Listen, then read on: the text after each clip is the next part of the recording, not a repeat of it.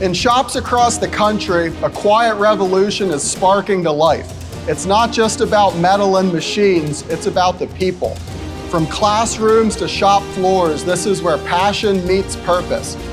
Welcome to Project MFG's third annual National Welding League. My name's James Stewart. I'm an associate professor at Thaddeus Stevens College of Technology in Lancaster, Pennsylvania. And this year I'm the host for Project MFG's National Welding League Championship. My name is Paige Camacho. I'm attending Feather River College in Quincy, California. My name is William Rogers. I'm from Jasper, Alabama. My name is Navarre Plagman from Sumner, Nebraska. My name is Bo Gray. I'm from Maine. I live in a little town called Kennerdell, Pennsylvania. I live in Grants Pass, Oregon. From the Mountain Academy in New York. I live in Auburn, New Hampshire. From Redmond, Oregon. My name's Elijah Mendez. I'm from Massachusetts. Everyone back at home is cheering me on right now. I had to be called first at graduation just so I could catch my flight. My plane didn't land until midnight, and I don't think I went to bed until about 2 a.m. I had little sleep, but I'm very energetic myself, so I wasn't really too nervous or anything. Welcome contestants to Ferris State University here in Big Rapids, Michigan, the host of this year's National Welding League competition. So the opportunity for Ferris State University to host this competition for the 24 students that have come from all over the United States is a tremendous honor for us. What they're doing here is going to be a stepping stone to help them start their careers in the near future. Over the next 2 days, you'll be in an intense welding competition, pushing your precision, creativity, and grit for a chance to win $10,000. Or to win this $10,000, I would just invest it into the welding company I'm trying to build. If I won that $10,000, I'd probably just save it. I'm not sure what I would do. I have a really expensive hobby back home, so I might fuel that a little bit. I race cars. When you break something, you have to fix it, and a lot of times you can't afford to go buy new parts. You got to do it yourself. This skill, welding, has gotten me through a lot. Today's challenge is a precision fabrication build using TIG, MIG, stick, and flux core welding processes. Your project? An Osprey tilt rotor aircraft that must pass a rigorous fit up and welding inspection, and you only have 8 hours to get it built. When they pulled back that sheet in that room, I saw the Osprey, and the first thing that came to mind was my godmother and godfather that serve in the Air Force, so definitely be excited to show them when it comes out. I was shocked because I was thinking, man, how am I going to build this thing in 8 hours? I was actually really happy when I first saw it, really excited. I saw a bunch of TIG on it. Well, being able to make a model of an Osprey is great, but you never know. They might end up being making Ospreys later on down the road or end up with some other military contract building stuff for our country. I was pretty excited because, who wants to make something boring, right? It shows a lot of different processes. We have gas tungsten arc welding, we have MIG welding, we have stick welding, and flux core welding. So I'm super excited to see them perform. Read the instructions. The difference between $2,500 and $10,000 is attention to detail and reading and following the instructions. Directions clearly state everything you need to do, and if you don't follow the directions, we're going to see it. All right, contestants, that duffel bag in front of you is packed full of tools, and they'll be yours to keep when the competition's complete. I mean, that's pretty sweet. I've never been given tools for a competition that you actually get to keep at the end. When they told me that I could keep the tools, I was shocked. I kind of didn't believe it at first because I knew how much all of that stuff cost. That's going to last with some of these guys for the rest of their lives. They're going to be like, yep, I got that file at this competition when I was in high school and still use it today.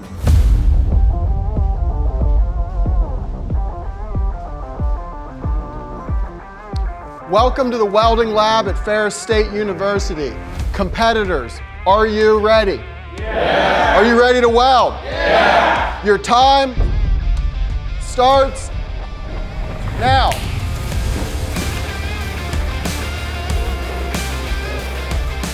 So I walked into my welding booth, seen all the pieces, seen the blueprints and the WPS, and it kind of just hit me, and it confused me a little bit. I figured it out eventually. I was just trying to stay calm and read the prints and make sure I knew what had to go where and what order. It's got fitment. You need to know how to read a print. It's got 4 different welding processes in it, all the different welding positions, and that is the foundational fundamentals of this industry. So right now, the trades are critical, and welding is a critical enabling manufacturing process for 50% of the goods and services that make up the gross national product. We need welders. Okay, we need them now, we need them today, we're going to need them tomorrow. And the welding program here at Ferris and the National Welding League is trying to put a dent in that. Contestants, you have 7 hours remaining. I'm pretty confident with my welding ability, so I knew that once I got it completely assembled, that was gonna be the fast part, but the fabrication was gonna be the tough part. I've been in both the Maritime and National Welding League competitions this week. It's been a lot of fun, 2 very busy days for sure, very tiring. I know that a lot of my family, friends are all very proud of me. Keep getting texts from them all through the week. Good luck and all that. One of my things I'm looking into is going into the Army. I'm going through ROTC, and I might even go into like the special trades or something. And yeah, I'm proud to, serve my country. Even though I might not have a helmet and a gun, I might, still contribute to the manufacturing and engineering side. All right, judges, I see we have a completed prototype. What are we looking at? Well, here we have the Osprey that the students are going to be completing today, and we have our aluminum propellers that mount to the side here. What order are the students going to be working in? Are you going to inspect a fit up or a fully welded part like this? How's the scoring work? First thing that we'll be receiving from the students is the fit up of the Osprey itself without the propellers. And once we receive that fit up, they'll then go work on the aluminum propellers while we are doing our initial inspection of the Osprey itself. It looks like there's a couple different types of material on the project. What will the students be working with today? So today they're going to be welding a combination of stainless steel, mild steel, and aluminum. It's really going to test their versatility and ability to weld different materials, especially dissimilar metals. What are you going to be looking for as a judge when you're inspecting the work? So what I'm looking for on these aluminum components is how well they are thinking through before they weld it. So what I would do is I would go through and weld all of my short seams first and make sure I fill in my craters. Then I would come back and weld all my long seams to tie all my starts and stops together, because that's what's going to penalize a lot of these kids is their starts and stops. This looks great. I'll let you guys get back to scoring. I'm heading out to the shop floor. All right, sounds good. Contestants, 6 hours left in the competition. 6 hours. How's it going? Going pretty good. Doing some layout? What are you working on? I'm just making sure I'm getting the parts in the right spot. Just making sure everything's where it needs to be. What's your next step? My next step is to tank all this up and get it ready to weld. You having fun? Yes, sir. Where's home? Where'd you come from? I came from Alabama. Nice, good luck. All right, thank you so much. Oh yeah, I think just about it. The whole town's cheering for me. Everyone knows I'm going. It's a small town. There's like 250 people or something like that. Everyone knows everybody. And most of it's ranching and farming community. They're really good at breaking stuff, so they need someone to fix it. So most of them go to Dwayne Stevens' shop in town, which is actually the place I'm working right now. And that's where they get their stuff fixed. It's a good community. My dad and my mom are first generation immigrants. So at home I have my mom, my dad, I have 7 siblings, so all of them, my girlfriend, I have a lot of people, my grandma, everyone at home, because there's not much success in my family, so I'm really the first to start doing good big things for them, so I think they would be very happy with my performance here. Back home, I would like to see a little more opportunities for trade work. Right now, you're kind of limited to 2 or 3 maybe major fab shops that are still around. There used to be a ton. I'd like to see them come back, because that would be a huge help for the area. We have maybe 5,000 people in our town. Everyone knows everyone. I think we maybe have 2 coffee shops and 1 grocery store. And I personally would love to build my own ranch. So it would be a lot of pipe welding, fixing everything that ends up broken, because animals, they just love to break stuff. Contestants, 5 hours remaining in the competition. 5 hours. So you were also in the maritime welding competition? Yes, I was, yep. Did you run any flux core in that event? I did not. That was just solid big. Okay, so you didn't get warmed up with the flux core. No, this is only my 2nd time ever flux core welding. Oh, nice. I did it for the previous competition to get me into this one, and that's about it. That's the 2nd time ever doing this. How do you feel about it? You happy with how it looks? It came out really good for what I was expecting. The hardest welds were these corner ones up here. Did this one a warp or pull on you with those long fillets? Yeah. I just tapped it with the hammer once I welded that side, pulled it in, and put a pretty dot pass on the other side. Cool. Good job. Keep up the good work. Thank you. When I finally did start tacking things up, I tacked a couple things in the wrong place. I started to put the next piece on and realized this ain't how this works. Contestants, 4 hours remaining. 4 hours. Almost halfway into the competition. How do you feel about where you're at with the fit up? I'm feeling pretty good. I'm making sure that my measurements are correct and that when I'm welding, I'm taking my time and breathing, because when you're in a stressful competition like this, it puts strain on you and your welding abilities, and it makes you question everything. So I'm just trusting what I know, and then I'm just going for it. All right, looks good. Good luck. Thank you. As I was doing my own thing, I was watching all these other people who were already building their plane and had their bases done and was all tacked together, and they were turning it in and starting on their aluminum. So that just kind of added pressure to me, and I was thinking that I was behind. But if I had stayed calm and if I had kept breathing and doing what I knew how to do, I think I would have performed better than I did. Tacking up the stainless and the aluminum was definitely hard. Just had to improvise and adapt and figure it out. It's like you're gonna sit it down right here. How'd it go for you? What was the trickiest part? Oh, I don't know, probably getting this all together, getting it nice and square, otherwise pretty straightforward. Hey, you really just gotta work hard. I mean, you gotta put in the work. My student's Navarre. He's one of my best students that I have currently. We love his work ethic. We always say that he's an 80-year-old man trapped in an 18-year-old body. He just works hard. He's one of your old school guys. So I competed in the first round of Clash of Trades National Welding League. I took third that year in 2021. I've always loved it, and we keep bringing our students back because of the intensity and how to work efficient. I believe these guys truly are Clash of Trades. 3 hours and you're done. 3 hours. When they go 3 hours left, I wasn't sure that I was even going to finish the project at all. But I just gathered myself and just pushed through it, concentrating on what I can control. All right, there. So I see you got an inside corner to inside corner fit. How'd it go? Giving you trouble or coming together nice? Just kind of hold it in there, then tack one in and give a little pounding till it fits, you know. Now what's your next step? Next step, probably tack this on and do a couple of welds before turning into the judges. Cool, thanks. Good luck. Thank you. I was welding, it wasn't running the way it should, and I was trying to figure out what the problem would be. I looked over and realized that I had all 3 gases on instead of just the argon. What I did to fix it was I ground out what I could, try to give myself the best possible material to correct it. Competitors, you only have 2 hours remaining. 2 hours. So right now, I'm changing my wire.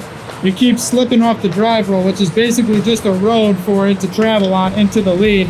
I'm gonna probably try and pick up on another portion of it to see if I can make up some time that I lost. There's just so many unexpected things, like a fit up of the body of the plane. I tacked on one of the side pieces wrong, so I had to cut it off and maneuver it, and then now you're you feel like you're behind even though I wasn't behind.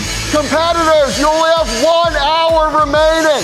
1 hour to go. Get the projects done. Well, when they called 1 hour left, I was just like, uh-oh, I'm not gonna finish. I was trying to rush and get through it, and they called an hour left, and I was done, and I realized that I had a lot more time to go than what I had thought. Project MFG contestants, 5, 4, 3, 2, 1. That's it. Time's up. Clean up. Turn your machines off. Bring your projects to the judging area. Good job. So I see you pushed right up to the end. Were you able to get it all done? No, I took too much time reading blueprints, but you know what? It was actually awesome experience.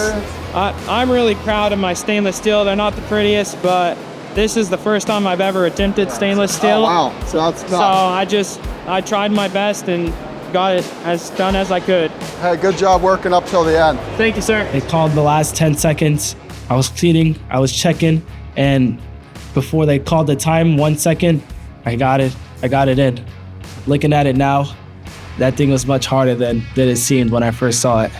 Hardest part of the project was time management. I mean, I'm proud of what I did. I feel like I did my best. I mean, yeah, there were some mistakes, but I feel like everybody in the competition probably made at least one, so. I can always try next year again. That's if I don't win. And we're hoping, but I don't know. Yeah, I'm pretty confident in my project. I think I did pretty well. Pretty excited to see results. I feel like I have a good shot at being on the podium. I don't know about winning. I guess we'll just have to see when they announce the names. The only thing that would be my downfall, I think, might be the stainless welds. They're not quite as good as I'd want them to be. Hoping for placing, but so is everybody. A win today would really mean a lot and really show all my hard work that I've been putting in for the past 4 years. All right, judges, it looks like we're down to the final 4 projects, but only one of them is going to walk away with the $10,000 cash prize. You had a tough job scoring the projects. What are some things that stood out to you? This particular project here is beautifully welded. However, they forgot to weld out their full joints. We have missing weld here, missing weld here, missing weld on the underside. Yeah, I'd just like to point out some of the things in this one. You'd see it's got a beautiful MIG weld here, beautiful stick weld here, but on this TIG weld up front, they didn't fill it all the way flush. And then down here on their flux core, they got some porosity holes. On the front of this project, you can see a difference in the color of that stainless TIG weld from one side to the other. What do you think we got going on there? So what we think happened is, you can see he used the right filler wire on this one, but he either had the wrong shielding gas or lack of shielding gas or wrong wire on these 2 welds here. All right, what are we looking at on the start of this weld? Yeah, we have some porosity at the start of the weld. Definitely caught our eye and affected the scoring of this particular flux core weld. Even though it does have that porosity, they did have really nice color on their stainless welds, which was something we're looking for when you're welding stainless. You want to keep it nice and cool so it keeps its color. If you weld it too hot, it turns gray and it loses its stainless properties. So that's one of the big things we were looking for. But even with some kind of small mistakes on there, these are still the top 4 overall out of 20 plus projects. These are 100%. 100%. Do you have the winner picked out? Yeah, we have a clear 1, 2, 3 picked out. Great, let's go let the contestants know. Sounds good. Contestants, after much deliberation, the judges have come to a final decision. So we're gonna announce the winners that get cash prizes, and in addition to that, you'll also receive a custom TIG welding cup kit from Edge Welding Products. All right, and the moment of truth, what everybody's been waiting for. In 3rd place, winning $2,500, is Matthew Nonato. It's a big time difference from where we're from, so it was actually 5 in the morning at home. So I called my mom and she was half asleep, and I told her I just took 3rd place, and she told me she was very proud of me. And I think just making my mom proud is one of the biggest things that I could do in life. In 2nd place, taking home $5,000, Elijah Mendez. Woo! Hopefully I was expecting 3rd. When they called 3rd, I was like, I'm out of this one. And when I got called 2nd, I couldn't believe it. I was so shocked. And finally, in 1st place, walking out of here with $10,000, is our 2025 National Welding League champion, Navarre Plegman. Woo! All right.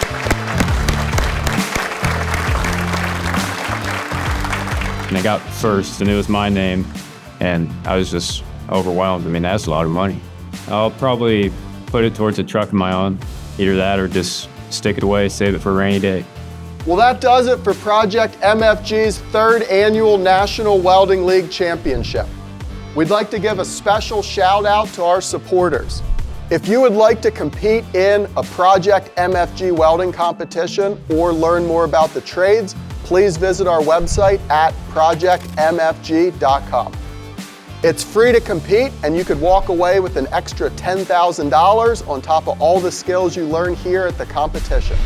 Yeah, so I did gain a lot from this contest, and not only did I gain the experience that came with it, I got to meet a lot of new people, realize how I do perform under this immense pressure, and I'm very proud of myself for being here, and I'm proud of everyone else too.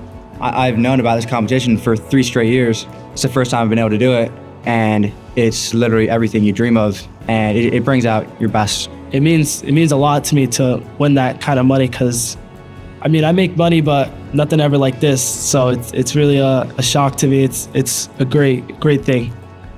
Representing where we're from, not having a lot growing up, it means more than anything. Just to achieve the success to come here. I felt a lot of nerves coming to the competition, but after all said and done, it was probably the best experience and the best competition I've ever been to. Being that my dad's a welder and uncle's a welder, taking this home, it'll mean a lot to my family and my community. It's more than a competition, it's a movement to honor the trades, empower the next generation, and forge the future of American industry. Woo!